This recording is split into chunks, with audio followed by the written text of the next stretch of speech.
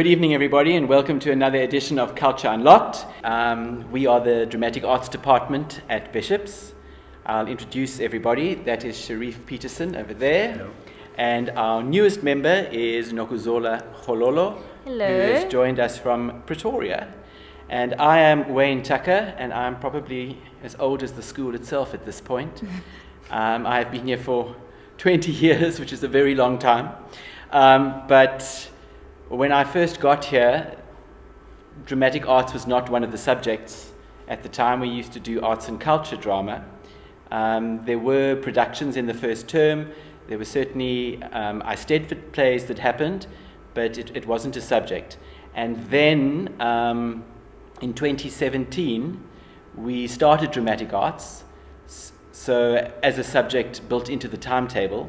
It had been around for a couple of years before that, because if you only did one of the languages, so English home language, for example, instead of doing a first additional language, you were able to do dramatic arts as a subject. So Zef Attia in those days taught drama, so I think that was 2 or 3 years that happened. And then finally in 2017, we had our very first year of Drama Boys. And actually the reason I don't get involved in dramatic warm-ups anymore in class and all the games is thanks to that class. What happened? A young gentleman called Ross Goodwin, who was in the first rugby team, we were playing a game called, what's it called? Captain's Coming. Yes, Captain's Coming. Captain's Coming. So basically, I don't know, it's a bit of a free-for-all, and everyone runs around all over the classroom screaming and yelling. And depending which direction you run in, no, it wasn't Captain's Coming. It must have been fruit salad that we were playing. Oh, Okay. fruit salad. I love fruit Yes. salad. Fruit salad. So everyone kind of sits in a circle and you rush around screaming and making as much dramatic noise as possible, and then someone yells some or other fruit, and if you are that fruit, you sit on the chair. Am I correct? Yes. You move to that specific chair. Uh-huh. And Ross Goodwin and I were heading for the same chair, and Not let's a good just say, idea. no, I didn't come off very well in that. And as a result, I don't get myself that involved in the games anymore. I suppose me saying that probably makes it sound as though all drama is running around screaming and yelling and trying to find a chair. And it most certainly isn't that. And I think that's what we're going to try and show you this evening with some of our drama talent, our grade. We have someone in grade 9, we have a few of our grade 11s, and then we have one of our matrics as well. Dramatic arts, I guess, is a journey. Yeah. Starts in grade 10 and moves through grade 11. I suppose that pretty much, what am I trying to say here? No, well, so grade 10 is where I think we've got more focus, especially on the theory, the studying of South African theatre, Elizabethan theatre, and a little bit commedia. It's just a little different theatre genres. It's a bit of an introduction with Greek theatre, etc. Now that in grade 11 evolves into a further in-depth study of those kind of genres. But I think also in grade 8 and 9, we have a bit of introduction to drama concepts, theatre technology, and theatre terminologies and that. And I think that's where Sharief comes in, because he's like the man who is quite involved and very much strong in making sure that the boys find a space that they can be creative and while having fun, which is the important part. And I think when you get to grade 9, you find the mesh between the theory being introduced slowly and the practical aspect coming in together. So yeah, I think that's where the journey begins, grade 8, grade 9, and then grade 10 is where you get the chunk of the theory. And you balance that with the practical aspect, because more than anything, drama is about being able to express yourself and finding ways to strengthen your interpersonal skills, being able to make friends while creating outside of the box, those critical thinking skills. So yeah, I think it's got a lot of dynamics within the subject. It's not just one side, just performance, or like what you said with the running around.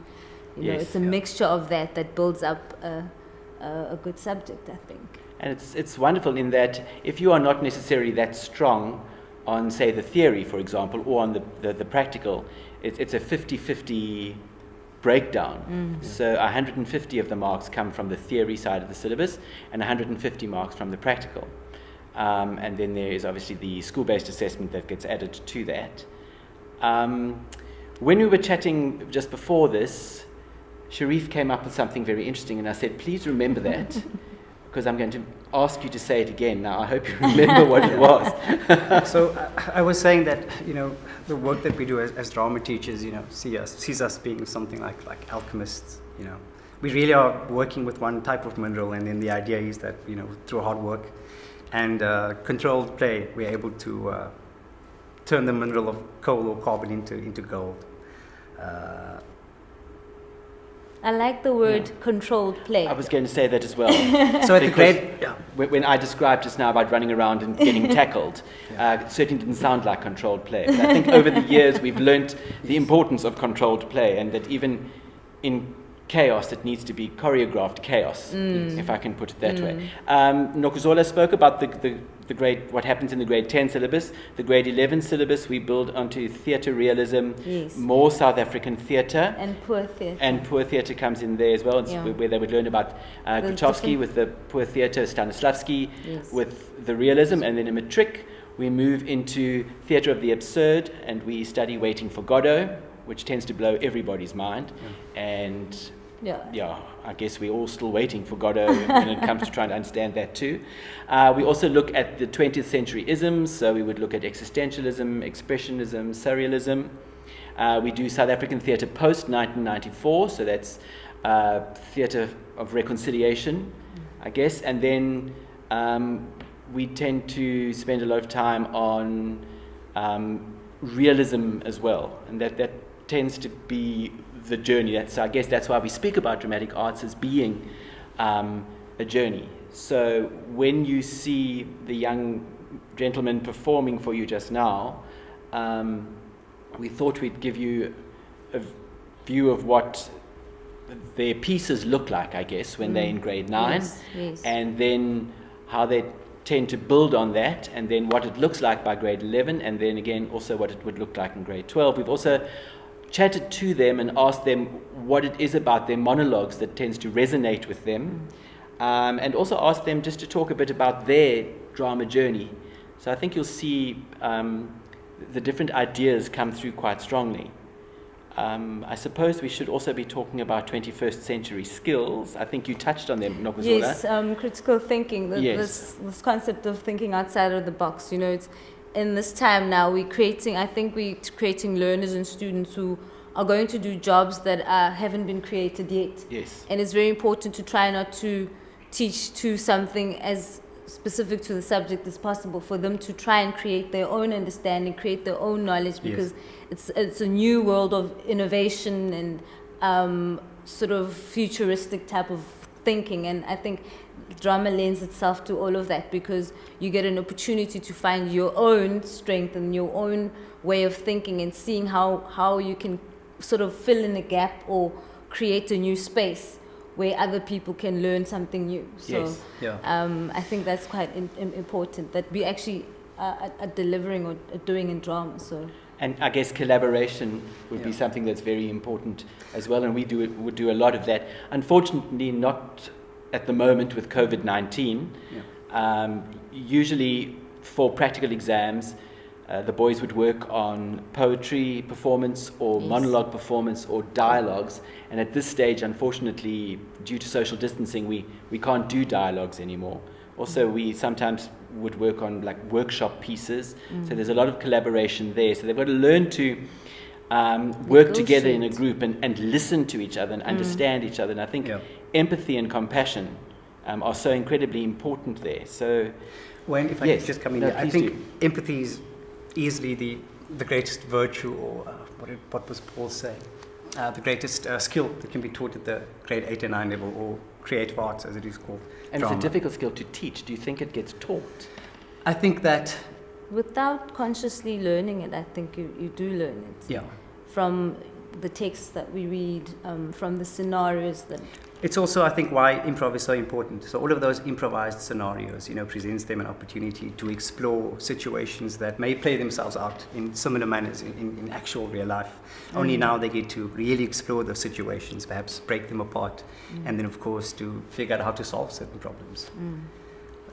We offer a physical theatre course at the grade 8 level, and we think that, or at least I think that is important at the level, because they enter, the college with these wild, vivid imaginations, and we could only but use that. So instead of asking them to solve problems that deal with social issues or environmental concerns, which they do at a later stage in that 8th grade, we start by asking them to consider animal anthropomorphs. So we do fables, for example.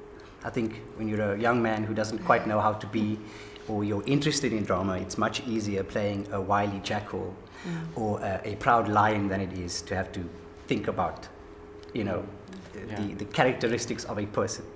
So I think that they enjoy that course. The physical theatre requires them to really think out of the box. We are referring to notions of performance and collaboration that really is void of costume or highly elaborate lighting techniques and sound effects. And so they learn to collaborate, and that is quite important for our South African context as well, where the workshop process speaks to, the sort of democratic, I suppose, style of approaching or creating theatre. That's very important at their age. And we do similar journeys with them in the 9th grade as well. So we teach them praise poetry.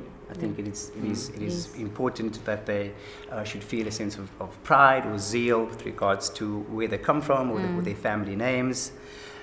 Slam poetry at the moment? Yes. It becomes slam poem when they move to the 9th grade. So Okay. praise poetry essentially becomes more of a challenge in that now at the grade 9 level they are tasked with critiquing something that irks them or that they have serious issues with.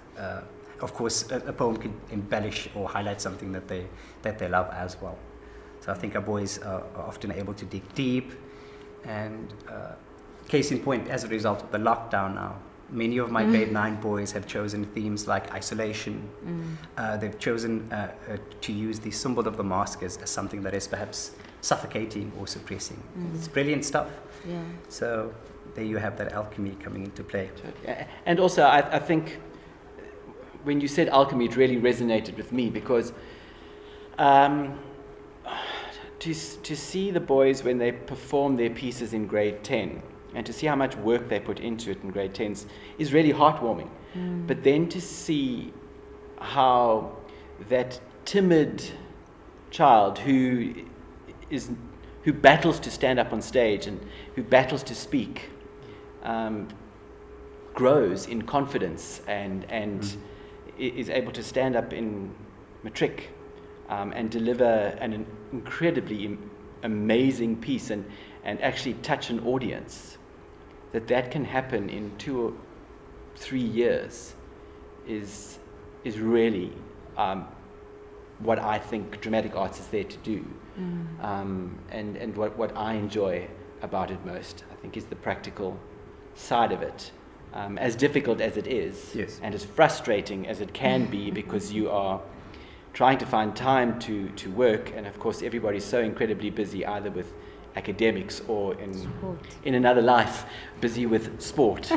Yes, and to try and find that time is always so difficult, and yet somehow they find it and they work incredibly hard, and it can be very frustrating, and you will look at them and think this is never going to come together, and then it does. And it's amazing, and you think, oh my word, I can't believe that this boy has managed to create this piece or this character.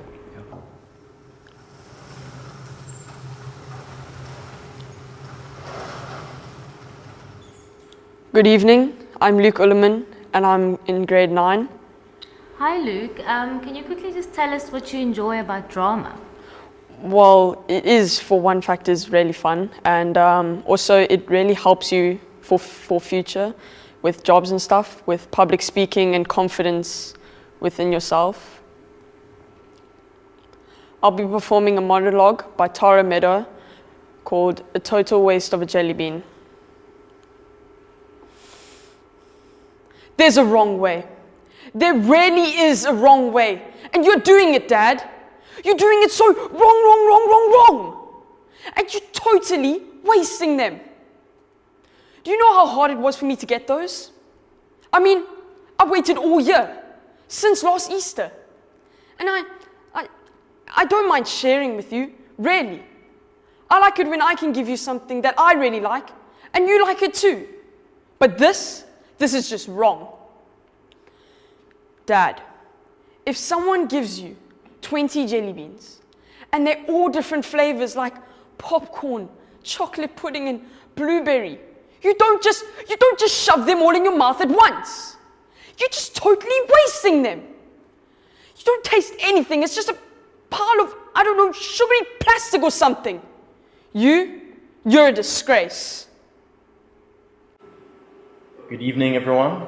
My name is Dino Vavatzanidis. I'm in grade 11, and I'm going to be performing a standalone monologue called I'm Not Sorry.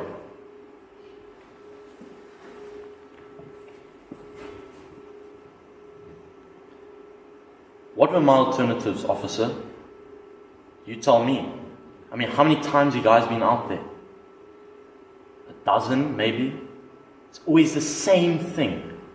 You take him away, his breath reeking of Colt 45, and he spends one night sleeping it off, and she springs him the next morning out of sheer fear. You ever know that kind of fear? Ice in your veins. She did try to leave. A couple times. One time we made it as far as Durban. We ran out of money and he was calling, begging. His voice was thick as honey. I tried everything I could to convince her to keep going. I would get a job, we could have a fresh start.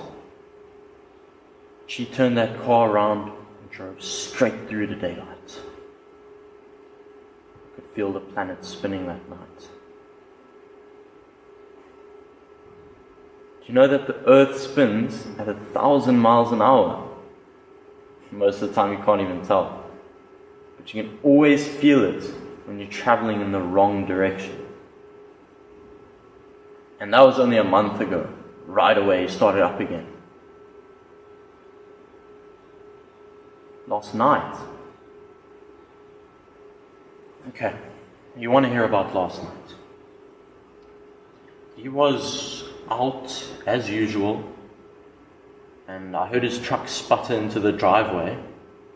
I could tell by the way the gravel crunched under his feet that, well, he was drunk. Pretty soon I heard voices, not loud at first, but then there was a slam against the wall and silence for a moment. Something was just different this time. I could just sense it.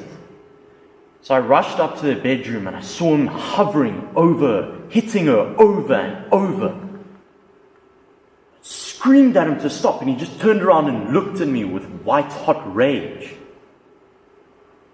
It wasn't even like there was a person there. So I ran to the kitchen and grabbed the gun, the one she kept hidden in an old toaster oven in the bottom cabinet. I didn't even think about it, officer. I shot him. I shot him twice in the head. He didn't even notice I was there. He was too busy killing my mom.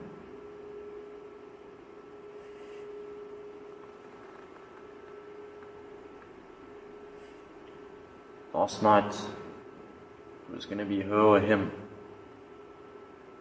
And I chose her. And I'm not sorry about it either.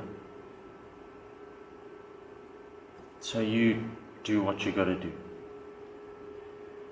Can I get a glass of water or some fresh air?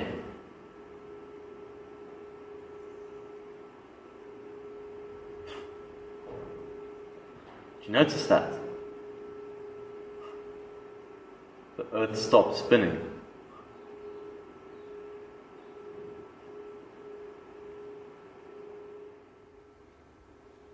Good evening, my name is Paul Malherbe, and today I will be performing a monologue from a chorus line. Paul, you've been a part of drama from the creative arts days, so that would be grade 8 and 9, and now dramatic arts in grade 10 and 11.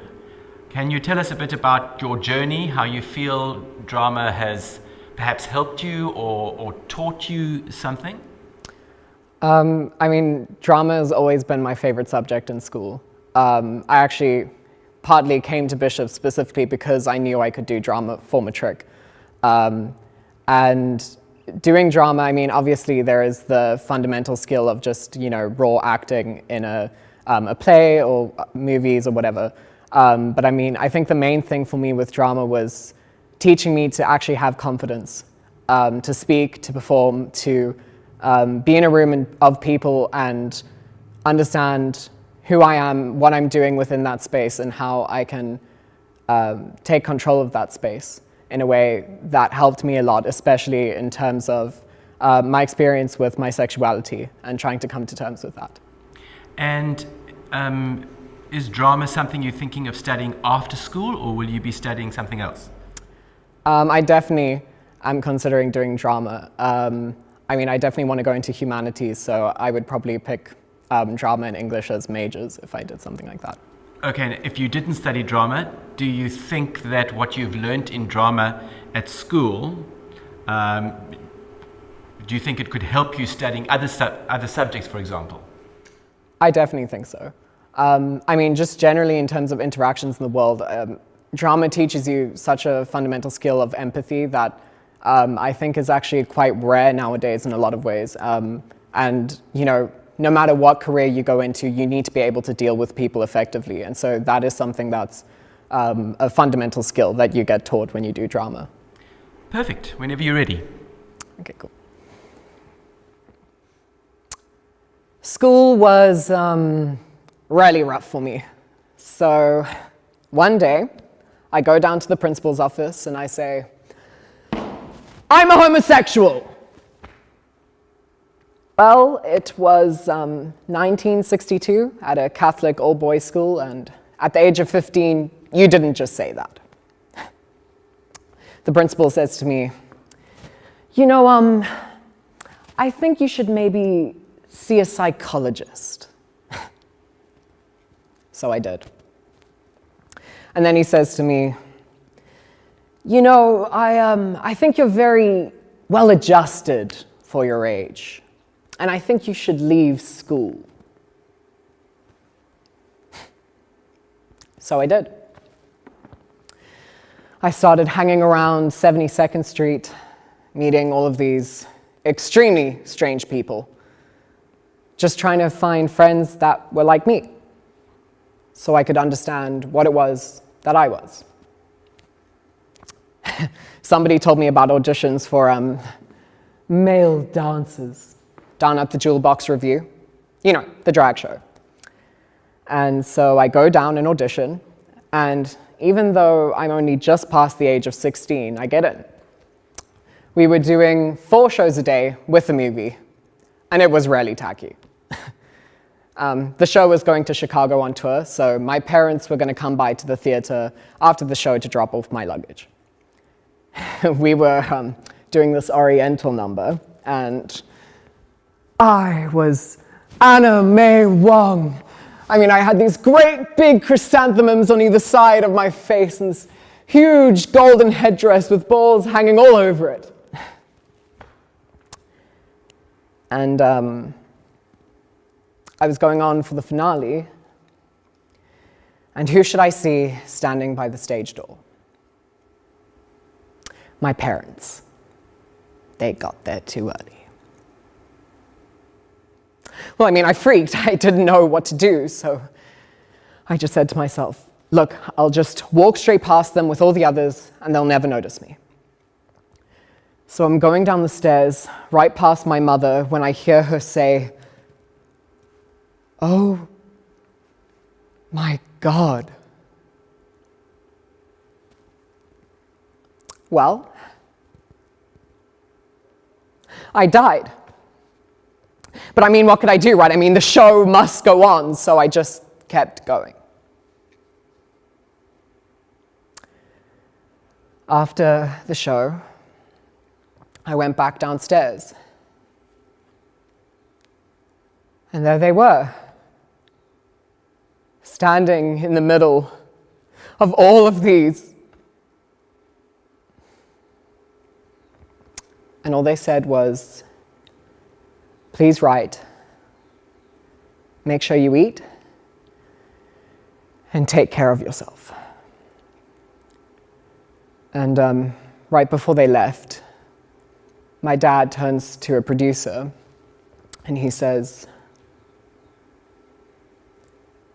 take care of my son.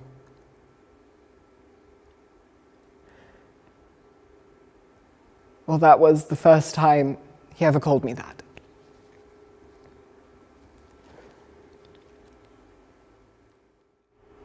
Good evening, I'm Jack Pace. I'll be performing a monologue from Rosencrantz and Guildenstern Are Dead by Tom Stoppard. Jack, that's an incredibly difficult play. What specifically about the monologue drew you to it? Most monologues you see are either very serious or comical. This one kind of brings those two into one, and I found that really interesting, and it really drew me to that monologue. Okay, whenever you're ready.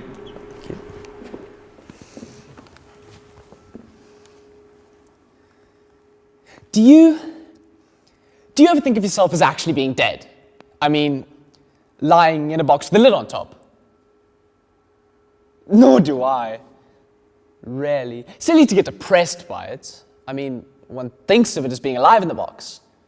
One keeps forgetting to take into account the fact that one is dead, which should make all the difference, shouldn't it? I mean, you'd never know you're in the box. It'd be just like you're asleep in a box. Not that I'd like to sleep in a box, mind you. Not without any air. You'd wake up dead for a start, and then where'd you be? Aside from in a box. See, that's the part I don't like, frankly. Which is just why I don't like to talk about it.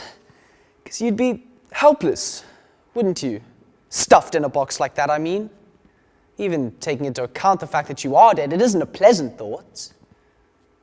No, especially if you are dead. I mean, ask yourself, if I was to ask you right now, I'm going to stuff you in this box, would you prefer to be dead or alive? Naturally, you'd prefer to be alive, because life in a box is better than no life at all, I expect. You could lie there thinking, well, at least I'm not dead, and any moment now someone could come and knock on the lid and tell me to get out of there. Hey, you, what's your name? Get out of there! I wouldn't think about it if I were you. You'd only get depressed.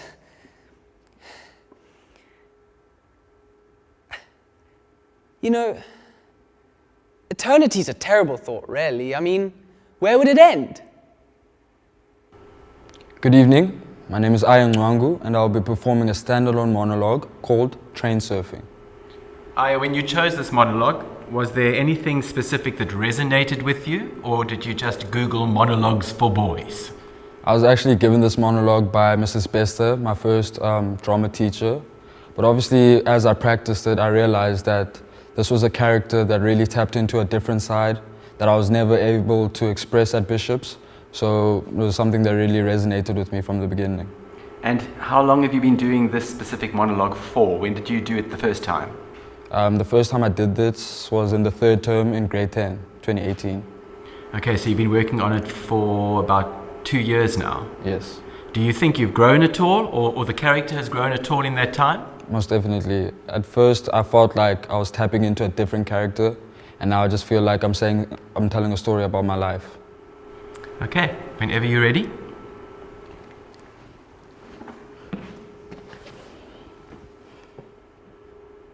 I started train surfing to please my friends, you see.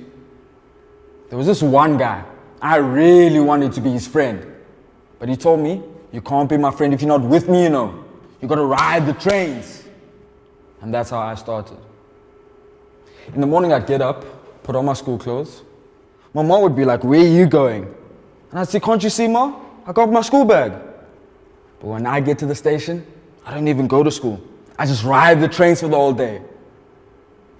I don't expect you to understand. A white lady like you.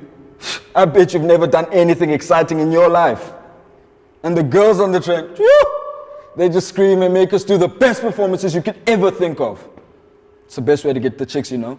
They just think we're cool, great and special and stuff. And that's why we steal from people on the trains. We steal things like jewelry to go give to the girls, and we steal things like phones to go sell and make money.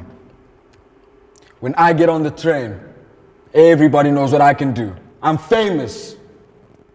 I don't do the staff riding when they hang on the side of the train, or grovel when they go underneath. No, you've got to be on top of the train. That's the best. That's why we call it surfing. My friends are also cool. Oh, Licious Lips has got a girl on each station. And Jaws, hey, everybody knows those teeth and that smile. But that feeling that you get when you're on top of the train, it's such a rush. It's more exciting than anything I could ever think of. No, I don't do drugs. I tried dacha once, but it just makes you stupid. And it's dumb to drink when you ride. That's how some of them died, you know? They were too drunk. So it's dangerous, yeah? I've lost a lot of my friends because of train surfing. But you know what we say? We ride till we die. It's in our blood. Ladies and gentlemen, that brings us to the end of our show. We hope you enjoyed the voices, the conviction and the concentration of our performers. We hope that you are able to appreciate what must have been a journey, a transformative journey that our young boys have gone on. So, if you're at the prep school and you're trying to conquer the mountain that is that 7th grade, think about us and all of the good work that we do. If you want to gain a little more confidence, if you want some je ne sais quoi in how to be, then think about taking up drama. Whether you're a parent or a pupil, we hope that tonight's discussion and many performances have inspired you and have given you interest in our subjects, and we hope that you're going to come through and take a bit of drama, do a little bit of drama, and be involved in some joy, happiness, and laughter. Good night, Good night, everyone. You came in too early. Oh, the uppies. I don't Do it again. That's nice. Let's put that in. Again. Ready? We're practicing. Do it again. Come, let's do it again. Right, ready? Ready? Good night, Good everyone. night, everyone. You definitely came in too early that time. Okay, last time. Okay. Let's get it right. Ready? What's the rush? Ready? So let me just check that I understand this. Yes. this time. Good night, everyone. I understand the words. I want to know, is it on the upbeat, on No, the down, it's downbeat. in between? Good night, everyone. So it's on the down. yeah. This is Ready? a free comedy show. Yeah. This is a free Here we go. show. Ready? He's having a good time. Okay, sorry. And Good Good night, everyone. Yes.